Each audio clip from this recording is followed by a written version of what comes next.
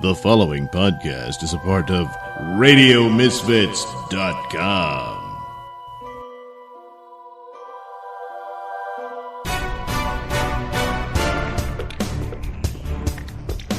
And now it's time for the Mr. Nailsin Show.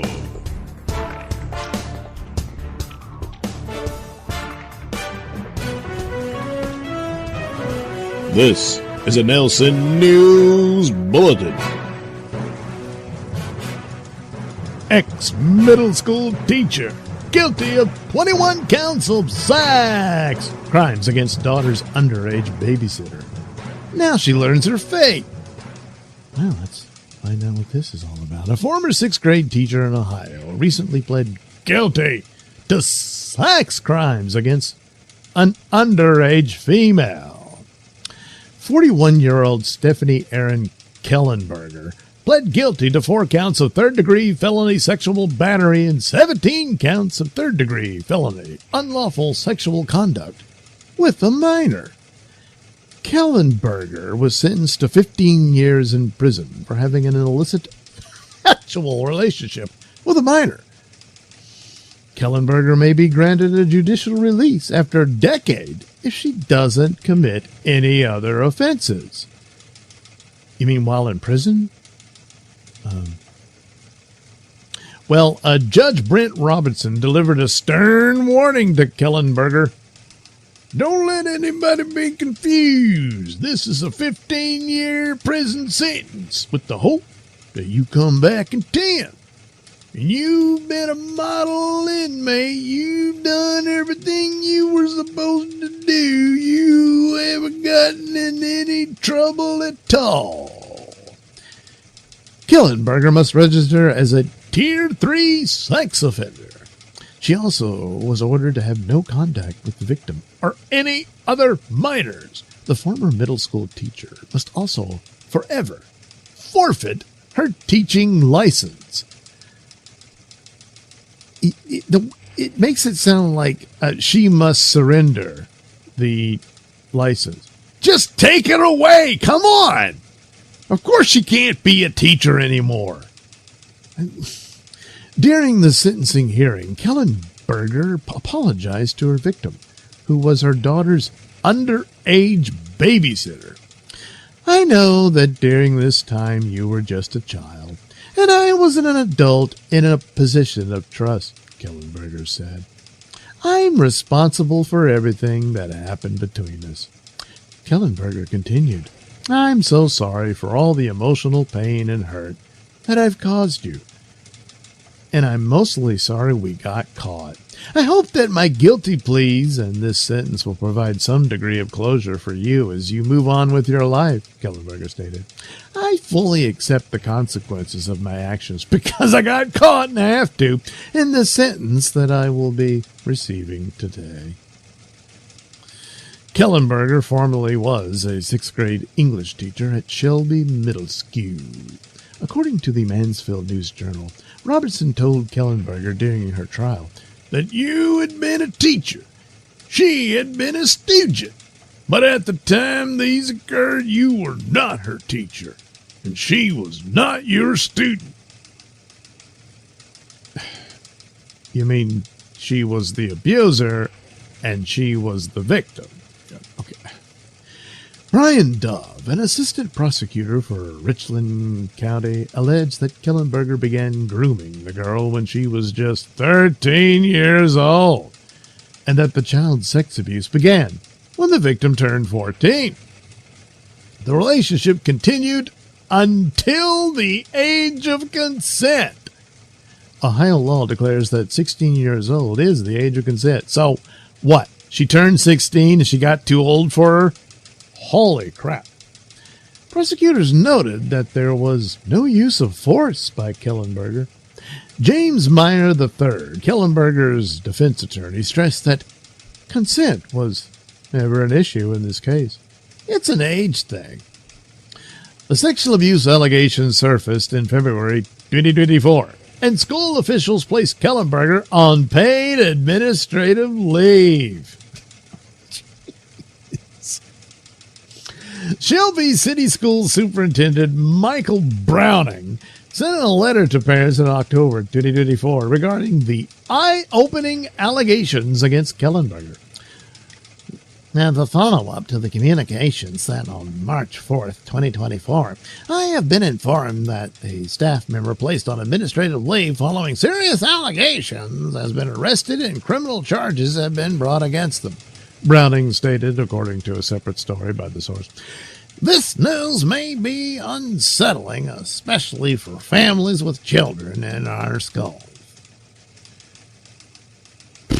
The Mansfield News-Journal reported that Kellenberger resigned in October 2024 due to personal reasons. Okay, so she saved you the effort of having to deal with, let me guess, teacher union regulations. It's just so hard to fire school teachers. I mean, I'm guessing it varies state by state, but man, that's this. But she said, "Look, I'll resign," and they're like, "Oh, thank God!" Oh, damn. Oh man, no spine at all. So, well, good luck sending your kids to school, you know. Yeah.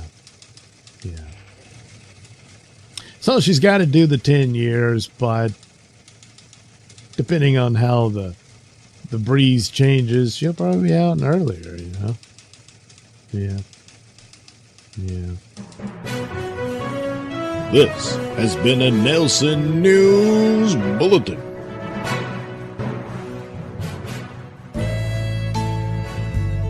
You're listening to the Mr. Nailsin Show here on RadioMisfits.com. Created by science, powered by nuclear energy, the man beyond bionics. Infra, a motion picture that will stagger your imagination. An experience so spectacular you won't believe your eyes, your ears, your mind. 6 million light years beyond believability. Infra, the ultimate in science fiction. Rated PG.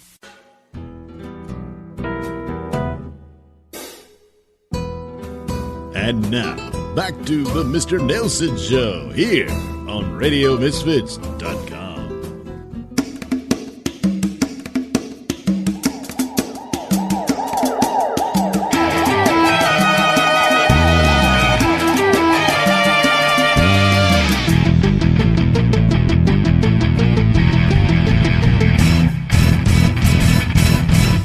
Orbiting high above the Earth is the satellite headquarters of the ASS, the American Super Society.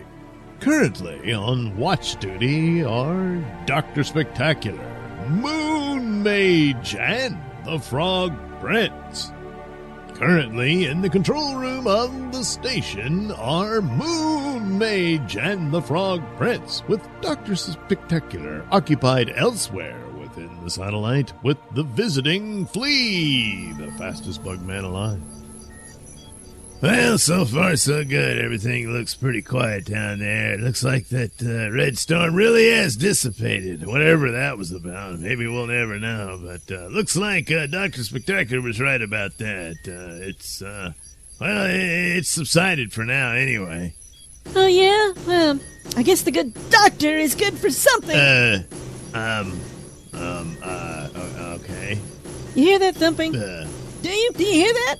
You know, now that you mention it, yeah, I do. Well, listen, better find out to make sure there's no structural problems or anything, huh? Oh, no. Don't worry. The structure of the station is fine. The structure of my marriage, on the other hand, well, that's a different story. You see that sound we're hearing right there? Yeah. That's my beloved husband, Dr. Spectacular, reaming out the Flea's butthole. Nah, come on, man. Nah. Oh, no, you don't believe me, huh? Well, you gonna believe your own eyes? I can turn on the security cam within the room that they're using. Sure, they turned it off, but with my cosmic magical spells, I can turn it back on. feast your eyes, Frog Prince. Wait, what? Holy shit! Oh, no. Oh, man. Oh, Yeah, not a pretty sight, is it? No. I mean, damn it all, it's one thing for a man to cheat on me, but to do it with another man? Oh, my God. It's just outrageous. Oh, my God. I mean, I heard rumors and stuff. Of course, I drink a lot of stuff away and I forget, but, oh, jeez Louise. Man, when you see it like that, holy crap. I thought it was odd that the flea showed up. I mean, he doesn't have watch duty like we do, but I guess that was the reason. I mean, he said he was looking for Sun King, though, but I guess not. Oh, yeah, Sun King. He said Sun King's missing now. Well, of course he is. He's never around when I need him the most. He's probably convinced himself he's back in love with that bitchy reporter Layla Lott that he works with at Case Confidential.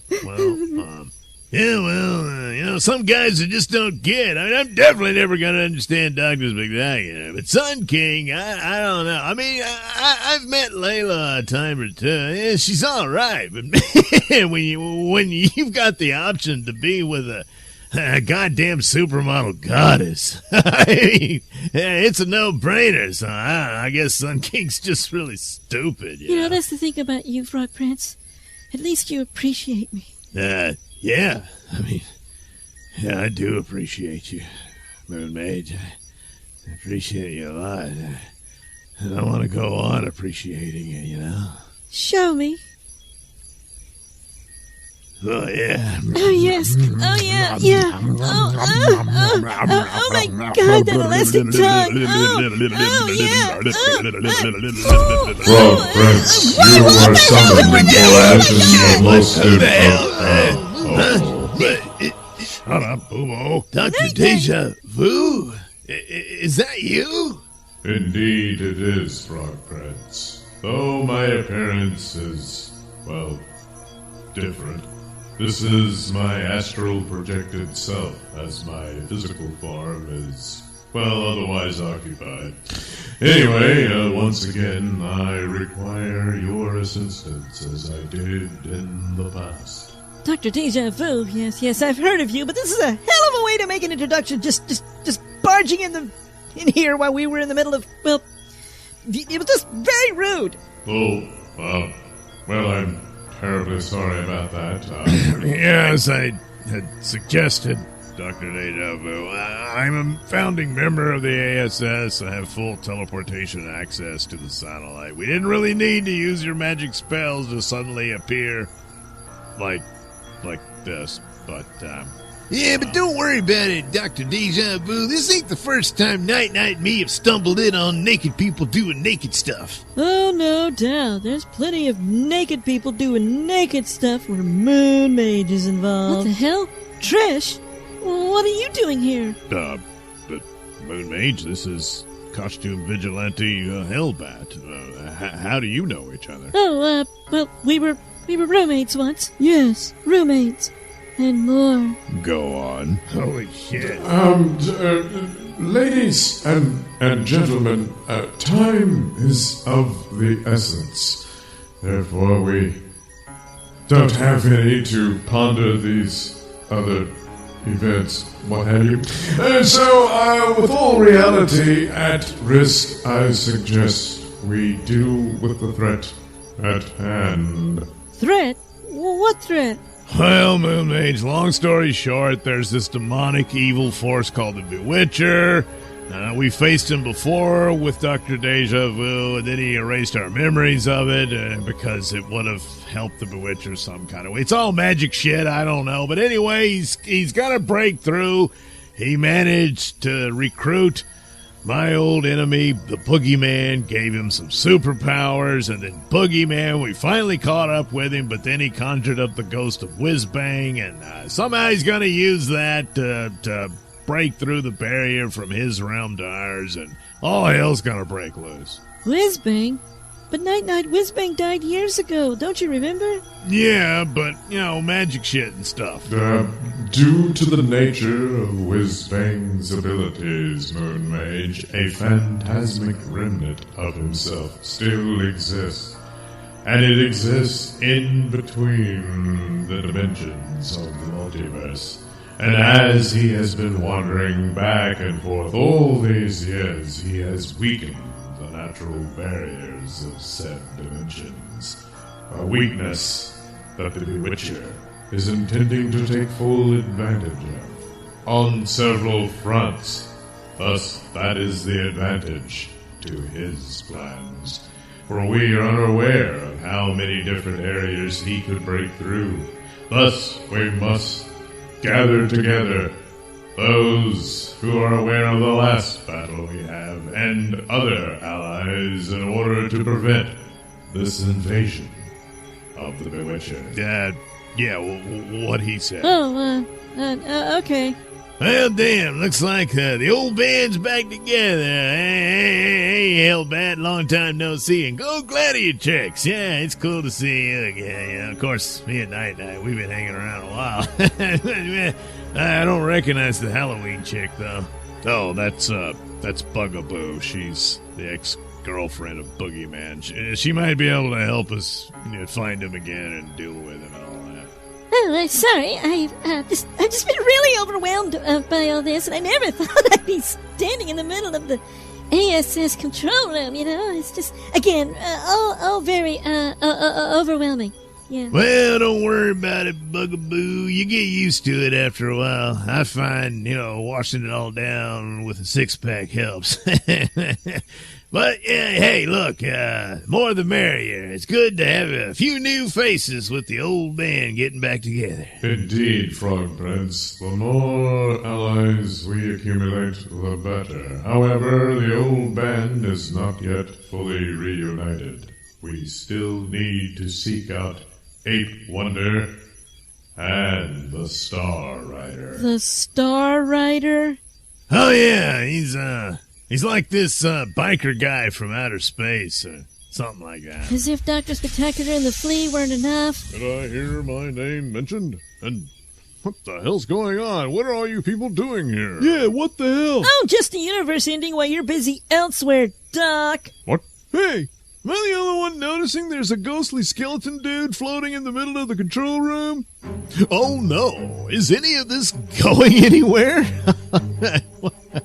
Well, perhaps we'll find out in the next exciting episode of, probably the next step will be Sun King and then back to Night. It's a crossover. It's been that way for some time now.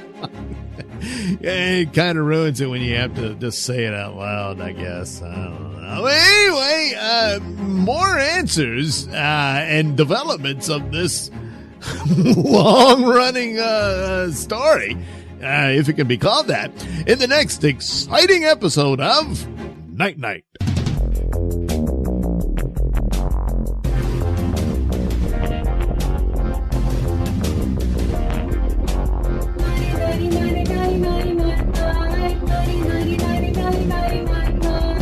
This has been a Nailsin production. The Night theme song is performed by Alistair White and his lovely wife, Heather. Incidental music is courtesy of Kevin MacLeod. All characters are performed by me, Douglas Nelson. Join us again, won't you? This is a Nailsin News Bulletin. Killer who promised to be eating breakfast with victims' skulls she kept as souvenirs, set to become first female executed in Tennessee in centuries.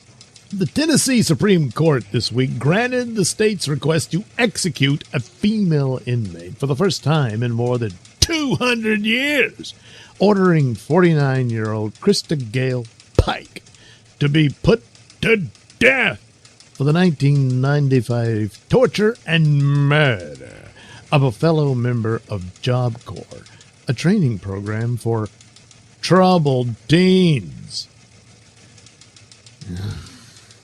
Well, they brought trouble. The High Court ordered Pike's punishment to be carried out on September 30th 2026, reasoning that she failed to show there were extenuating circumstances that warrant her being issued a certificate of commutation in accordance with state law. The execution will take place at the Riverbend Maximum Security Institution in Nashville, where most of the state's death row inmates are housed.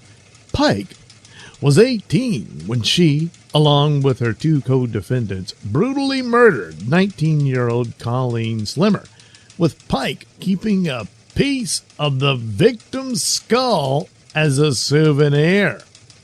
The trio, on January 12, 1995, lured Slimmer into a wooded area in Knoxville, where Pike proceeded to spend more than an hour using a box cutter to carve a pentagram into the victim's chest.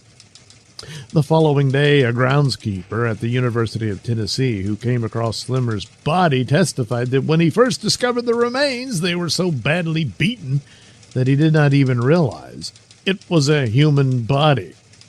In court documents, prosecutors argued that Pike believed Slimmer was trying to steal her boyfriend, a then 17-year-old Daryl Shipp, who was also convicted in the murder and subsequently sentenced to life in prison. The third defendant, Shadola Peterson, kept watch during the attack and cooperated with prosecutors. She was sentenced to probation. Pike, on January 11, 1995, also told another Job Corps student, Kim Lolio, that she was planning on killing one of their classmates, with Pike saying she just felt mean that day. Lolio, on January 12, 1995, says she saw Pike, the two co-defendants, and Slimmer walk into the woods at about 8 p.m. and return a little over 2 hours later without Slimmer. The Tennessee Supreme Court in 1998 penned a detailed summary of Pike's gruesome behavior in the immediate aftermath of the murder. Later that night, Pike went into Lolio's room and told Lolio that she had just killed Slimmer and that she had brought back a piece of the victim's skull as a souvenir. Pike showed Lolio the piece of skull and told her that she had cut the victim's throat 6 times, beaten her, and thrown asphalt at the victim's head. Pike told Lolio that the victim had begged them to stop cutting and beating her. But Pike did not stop because the victim continued to talk. Pike told Lolio that she had thrown a large piece of asphalt at the victim's head, and when it broke into smaller pieces, she had thrown those at the victim as well. Pike told Lolio that a meat cleaver had been used to cut the victim's back and a box cutter had been used to cut her throat. Finally, Pike said that a pentagram had been carved into the victim's forehead and chest. Lolio said that Pike was dancing in a circle, smiling and singing "La, la, la," while she related these details about the murder. When Lolio saw Pike at breakfast, "Did you at least throw up? You just gonna sit there and listen to this?" I mean, when she woke up and saw her at breakfast the next morning, she asked Pike what she had done with the piece of the victim's skull. Pike replied that it was in her pocket, and then said, "And yes, I'm eating breakfast with it." Well, the state is required to notify Pike about the method of execution by August 28, 2026. How about box cutter? Yeah. How about that? If ever there's a case for the death penalty, here it is. The only criticism is it took you this long, all those years of feeding this sack of shit. Taxpayers, including the victim's family members, having to pay to feed this sack of shit. And I mean, you got her dead to rights, so there wasn't any reason for delays, really. None at all. Yeah. Good riddance. This has been a Nailsin News Bulletin. Infra-Man, the first infra-bionic man in the first motion picture of its kind. 3 years in the making, a breakthrough in science fiction. Infra-Man, the ultimate exploration into the possibilities of the future. A movie-going experience that will stagger your imagination. Infra-Man, you won't believe your mind. Rated PG.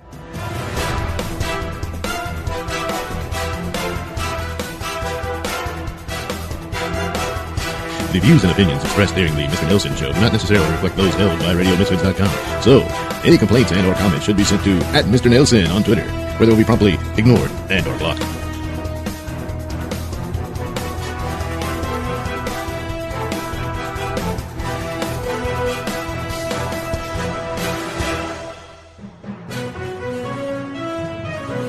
This is a Nailsin News Bulletin. Aunt, a 12-year-old who told boy to go shoot Sonic employee after dispute over peeing in parking lot, receives her fate. A 20-year-old woman is headed to prison for more than 2 decades after she handed her 12-year-old nephew a gun and told him to go shoot a Sonic employee who confronted her brother about peeing in the parking lot. Ashley Jasmine Marmaleo pled guilty to murder and was sentenced to 25 years in the Texas Department of Corrections for the shooting death of 32-year-old Matthew Davis, a Sonic employee. Marmaleo, her brother Angel Gomez, then 20, and the boy, then 12, were at the restaurant in Keene, which is some 40 miles southwest of Dallas. On May 13th, 2023, when Gomez decided to relieve himself in the parking lot. Davis confronted Gomez and told him to stop as Marmaleo and the boy watched from their car. The argument soon became physical. She handed him a gun and told him to go shoot Davis. The boy did just that, taking an AR-style rifle and opening fire, striking Davis several times. Cops responded to the scene and tended to Davis until medical personnel from the Keene Fire Department took over. He was flown out by a helicopter to Harris Methodist Hospital, where staff pronounced him dead.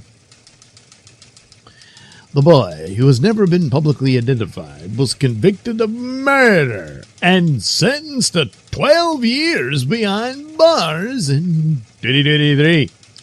Gomez originally stood accused of murder, but those charges were dropped. The state initially did not charge Marmaleo with murder, but a new prosecutor was elected, and he promised the family to put the case in front of a grand jury. Marmaleo was indicted on a murder charge earlier this year. Davis's mother, Lee Miller, was pleased by the outcome. Well, yes, this woman turned her nephew into a hitman, and it's at her urging that this child pulled the trigger. And he's got to do 12 years. That's, wow, that's something there, huh? Because what did they say his age was? He was 12 at the time. So, man. Well, great going, Auntie Marmaleo. Great going. This has been a Nailsin News Bulletin.